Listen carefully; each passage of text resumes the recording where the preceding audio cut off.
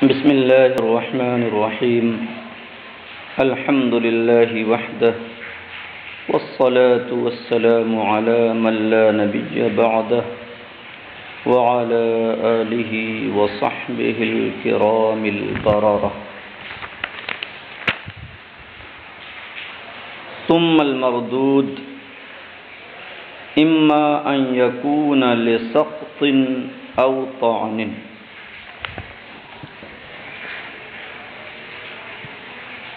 حضرت مصنف خبر آحاد میں جو مقبول حدیثیں تھیں اور خبر آحاد میں جو مقبول تھیں ان کا بیان فرما چکے اور اقسام مقبول سے فارغ ہو کر اب خبر مردود کا ذکر فرماتے ہیں. پیچھے آپ نے پڑھا تھا کہ اخبار آحاد میں مقبول اور مردود دونوں ہوتی ہیں اور مردود کی ایک وضاحت وہاں آئی تھی کہ جس کے راوی اور ناقل کا کذب ثابت ہو جائے، راجح ہو جائے، تو وہ حدیث مردود ہوتی ہے،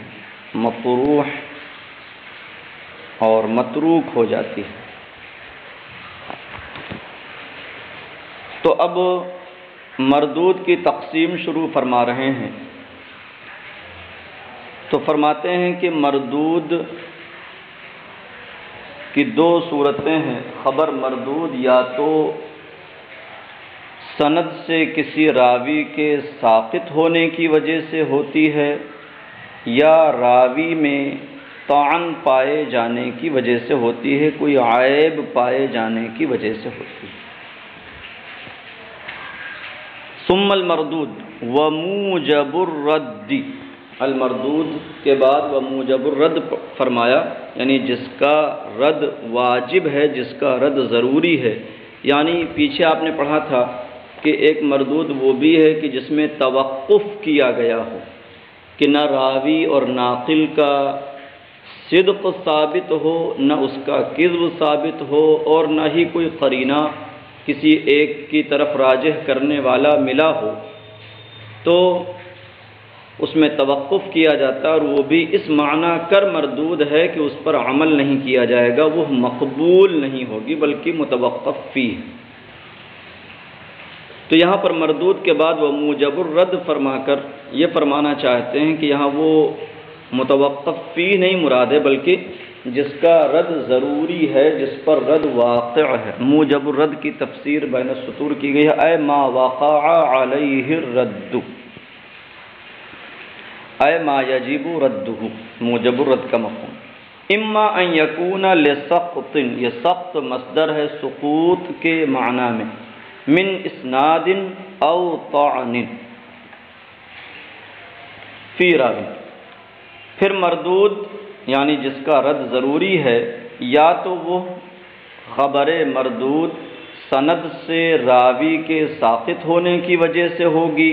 یا راوی میں کسی طعن اور عیب کی وجہ سے ہوگی، علی اختلاف وجوہ الطعن،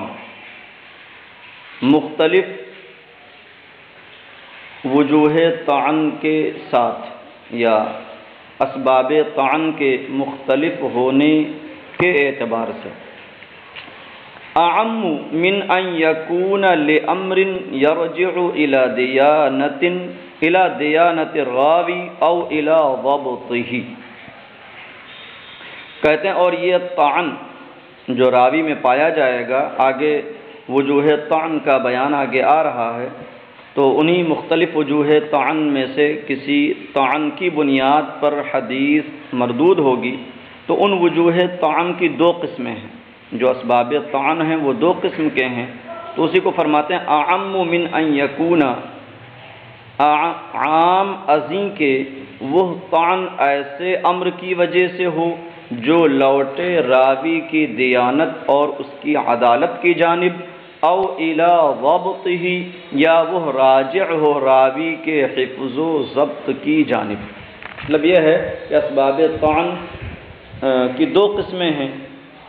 کچھ وہ ہیں جن کا تعلق راوی کی دیانت سے ہے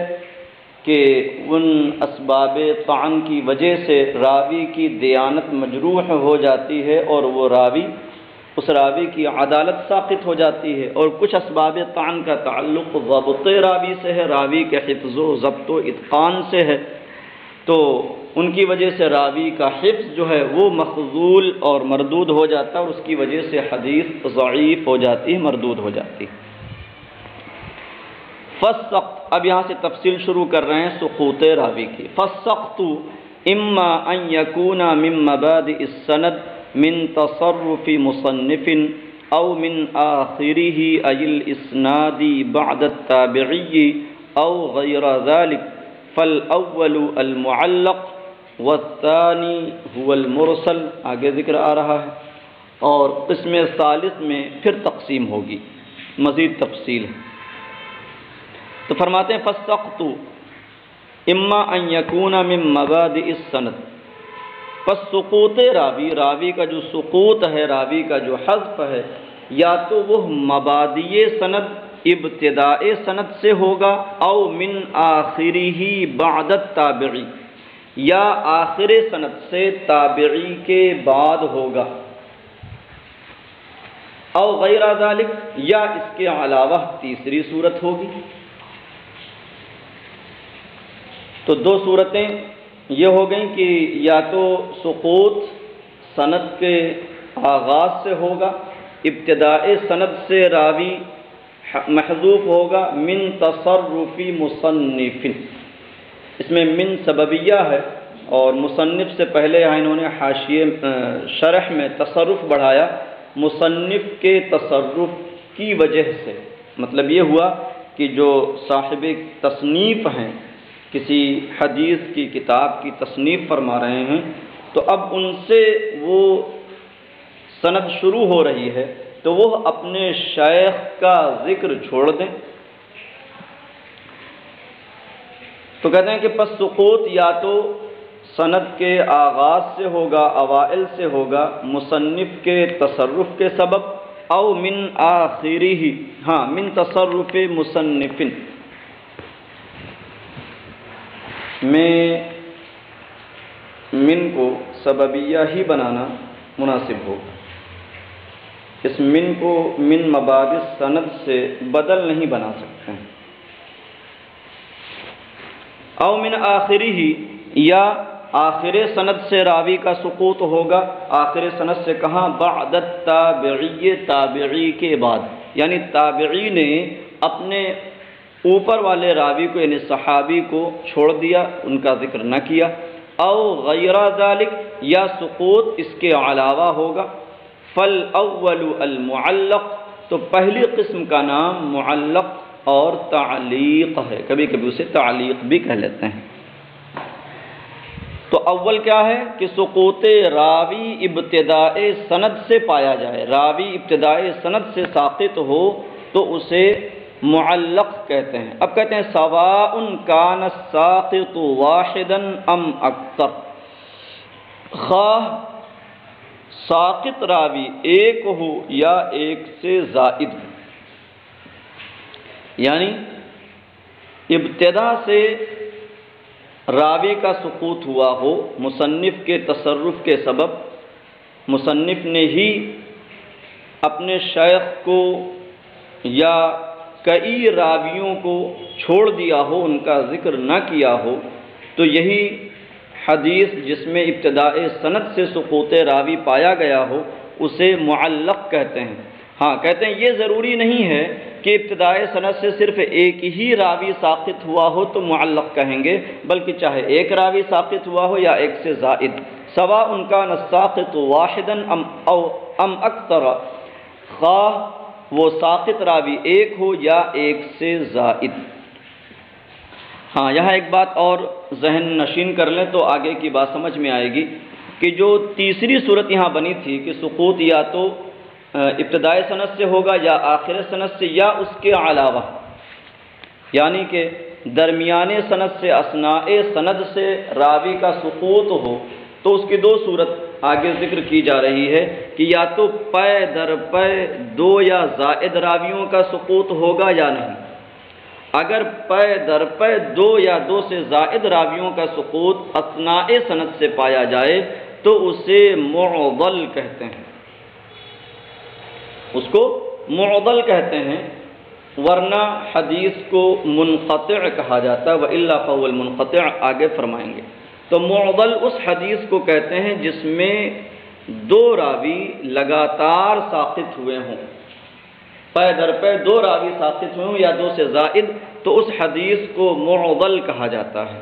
تو اب یہاں فرماتے ہیں وَبَيْنَهُ وَبَيْنَ الْمُعْضَلِ الْآتِي ذِكْرُهُ عُمُومٌ وَخُصُوصٌ مِّن وَجْهٍ، اور معلق کے درمیان اور اس معضل کے درمیان جس کا ذکر آگے آ رہا ہے، عموم خصوص من وجہ کی نسبت پائی جاتی ہے۔ فمن حیث تعریف المعضل بأنه سقط منه اثنان فصاعدا يجتمع مع بعض صور المعلق، پس اس حیثیت سے کہ معضل کی تعریف یوں کی گئی ہے کہ جس سے دو یا زائد راوی لگاتار ساقط ہوئے ہوں، یہ معضل جمع ہو جاتی ہے معلق کی بعض صورتوں کے ساتھ کہ شروع سے دو یا دو سے زائد راوی لگاتار ساقط کر دیے گئے ہوں تو وہ معلق بھی ہے اور معضل کی صورت بھی پائی جا رہی ہے۔ وَمِنْ حَيْثُ تَقْيِيدِ الْمُعَلَّقِ بِأَنَّهُ مِنْ تَصَرُّفِ الْمُصَنِّفِ مِنْ مَبَادِئِ السَّنَدِ يَفْتَرِقُ عَنْهُ، اور معلق میں اس قید کے لگے ہونے کی وجہ سے کہ وہ سقوط تصرف مصنف سے ہو، مصنف کے تصرف ابتداء سند سے مصنف کے تصرف سے ہو، یفترق عنہ، یہ معلق اس معضل سے الگ ہو جاتی ہے، دونوں میں افتراق پیدا ہو جاتا ہے، اذ ہوا اعم من ذلک، اس لیے کہ وہ اس سے اعم ہے، معضل اس سے اعم ہے کہ اس میں یہ تخصیص نہیں ہے کہ ابتداء سند سے اور مصنف کے تصرف سے ہی راوی کا سقوط پایا جائے، بلکہ کہیں بھی لگاتار دو راوی ساقط ہو جائیں، چاہے وہ اثناء سند میں ہوں چاہے ابتدائی سند میں ہوں، تو اسے معضل کہا جاتا ہے۔ ہاں، مگر توجہ دیں آپ کہ انہوں نے جو معضل کو معلق کے ساتھ جمع کرنے کی صورت دکھائی ہے وہ صرف اس طور پر ہے کہ اس میں بھی دو راوی لگاتار یا دو سے زائد راوی پے در پے ساقط ہوتے ہیں، اور معلق میں چونکہ تعمیم کر دی کہ ساقط راوی ایک ہو یا ایک سے زائد ہو، اور وہ ایک سے زائد پے در پے ہو یا پے در پے نہ ہو، توالی کے ساتھ ہو یا بغیر توالی کے ہے، تو ان تمام صورتوں کو معلق کہا جاتا ہے۔ تو صرف یہ دیکھ کر کے کہ دونوں میں معلق کی بعض صورتوں میں اور معضل میں یہ مادہ اجتماع پایا جا رہا ہے کہ دو راوی لگاتار ساقط ہو رہے ہیں۔ ہاں، لیکن غور کرنے پر یہی سمجھ میں آتا ہے کہ حقیقت میں معضل اور معلق دونوں قسیم ہیں، کیونکہ یہاں تین صورتیں انہوں نے پیدا کی کہ سقوط راوی یا تو مبادئ سند سے ہوگا یا آخر سند سے ہوگا یا اس کے علاوہ ہوگا۔ تو مبادئ سند سے ہو تو معلق، آخر سند سے ہو تو مرسل، اور غیر ذالک کی جو صورت ہے اس میں تفصیل ہے کہ اگر پے در پے دو راوی ساقط ہوئے ہیں تو معضل، ورنہ منقطع۔ تو جب معضل او غیر ذالک کی تفصیل میں ہے تو اس کا مطلب یہ ہے کہ وہ مبادئ سند کو شامل نہیں ہے، بلکہ اس سے مراد ہے کہ اثناء سند سے دو راوی یا دو سے زائد راوی ساقط ہوئے ہوں۔ تو اس اعتبار سے دونوں میں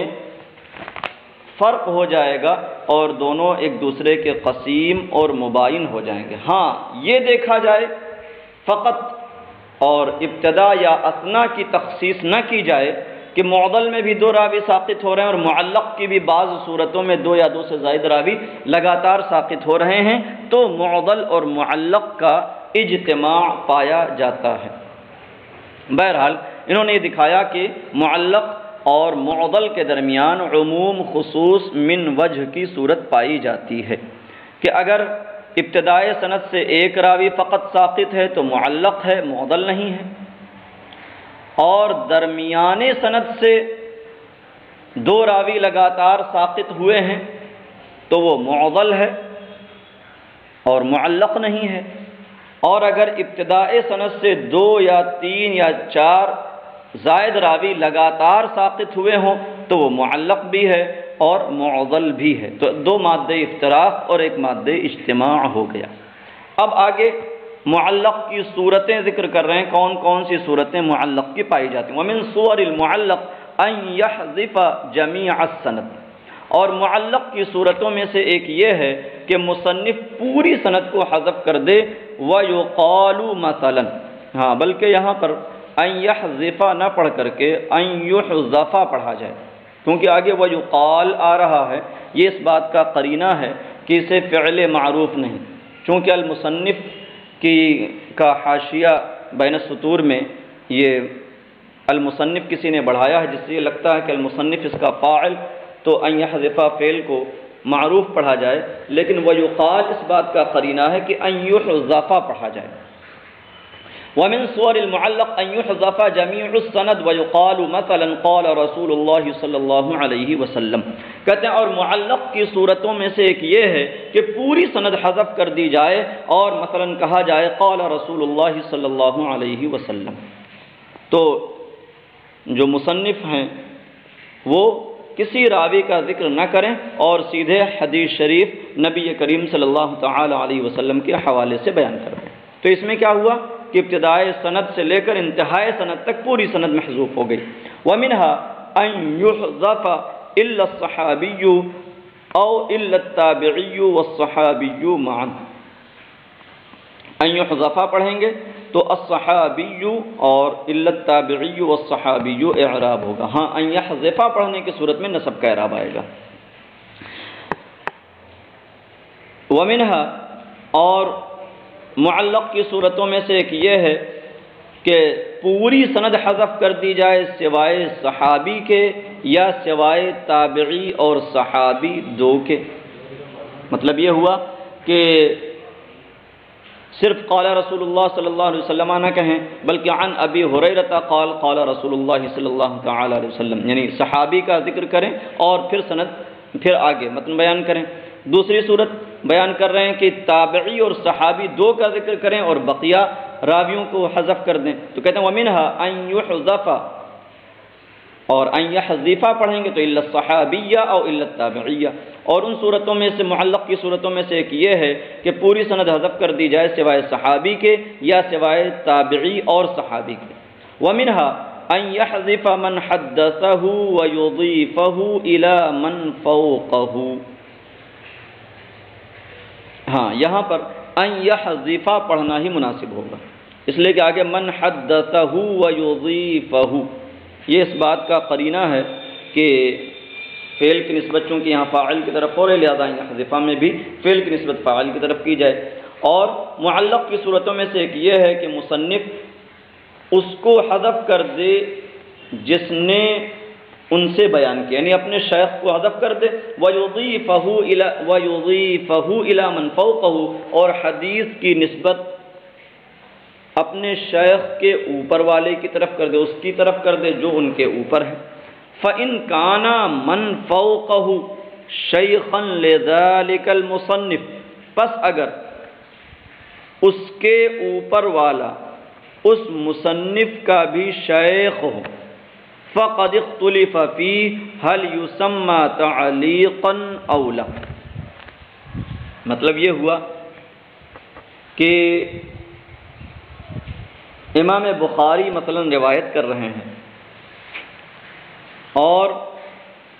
انہیں ایک حدیث ملی ہے ایک شیخ سے، پھر ان کے اوپر ایک شیخ ہیں، تو کبھی وہ اپنے شیخ کو حذف کر کے اوپر والے کی طرف حدیث کی نسبت کر دیں، یعنی ڈائریکٹ ان کے بارے میں ان سے روایت کرنا ذکر کر دیں، عن فلان، اور وہ فلاں اس روایت میں اس حدیث میں ان کے شیخ نہیں ہیں، لیکن یہ ہے کہ وہ جو اوپر والے ہیں وہ امام بخاری کے شیخ ہیں، استاد ہیں، ان سے انہوں نے کوئی اور حدیث لی ہے، تو کہہ رہے ہیں کہ فَإِن كَانَ مَنْ فَوْقَهُ شَيْخًا لِذَلِكَ الْمُصَنِّفِ فَقَدِ اخْتُلِفَ فِيهِ هَلْ يُسَمَّى تَعْلِيقًا أَوْ لَا، بس اگر وہ اوپر والے اس مصنف کے شیخ ہوں، یعنی کوئی دوسری حدیث انہوں نے ان سے لی ہو، تو اس میں اختلاف ہے کہ آیا اس حدیث کو تعلیق کہا جائے گا یا نہیں۔ مطلب یہ ہوا کہ اس سند میں تو انہوں نے اوپر والے کی طرف نسبت کر دی ہے اور بیچ کے شیخ کو چھوڑ دیا ہے، لیکن وہ اوپر والے جو ہیں وہ خود ان کے شیخ ہیں، ان سے روایت کرنے ان سے حدیث انہوں نے لی ہے، تو چونکہ وہ ان کے استاد ہو رہے ہیں تو اسے تعلیق کہا جائے یا نہ کہا جائے اس میں اختلاف ہے۔ وَالصَّحِيحُ فِي هَذَا التَّفْصِيلُ، کہتے ہیں اور اس باب میں صحیح قول تفصیل کا ہے کہ اس میں تفصیل پائی جاتی ہے۔ فَإِنْ عُرِفَ بِالنَّصِّ أَوِ الْإِسْتِقْرَاءِ أَنَّ فَاعِلَ ذَلِكَ مُدَلِّسٌ قُضِيَ بِهِ وَإِلَّا فَتَعْلِيقٌ، پس اگر نص سے یا استقراء سے یہ معلوم اور ثابت ہو جائے کہ ایسا کرنے والا راوی مدلس ہے، تدلیس کرنے والا ہے، قُضِيَ بِهِ، تو تدلیس کا اس پر حکم لگایا جائے گا، وَإِلَّا فَتَعْلِيقٌ، ورنہ تو وہ تعلیق ہوگی۔ تو مطلب یہ ہوا کہ اس پر معلق ہونے کا حکم لگے گا، مگر پہلے یہ دیکھا جائے گا کہ آیا وہ راوی جو ہے تدلیس تو نہیں کرتا ہے، اگر تدلیس کرنے والا ہوگا تو پھر اس کی حدیث پر معلق کے بجائے مدلس ہونے کا حکم لگایا جائے گا، اور اگر وہ راوی مدلس نہیں ہے تو پھر اس کی روایت پر تعلیق کا حکم لگائیں گے۔ تو کہتے ہیں فَإِنْ عُرِفَ بِالنَّصِّ وَالِاسْتِقْرَاءِ أَنَّ فَاعِلَ ذَلِكَ مُدَلِّسٌ قُضِيَ بِهِ وَإِلَّا فَتَعْلِيقٌ، پس اگر نص سے یا استقراء سے یہ معلوم ہو جائے کہ ایسا کرنے والا مدلس ہے، تدلیس کرتا ہے، قُضِيَ بِهِ، تو اس کی روایت پر تدلیس کا حکم لگایا جائے گا، مدلس ہونے کا حکم لگایا جائے گا، وَإِلَّا فَتَعْلِيقٌ، ورنہ تو وہ حدیث معلق ہوگی۔ یہاں تک ملائیں، آگے معلق کو اقسام مردود میں کیوں شمار کیا گیا اس کی وجہ بیان فرمائیں گے۔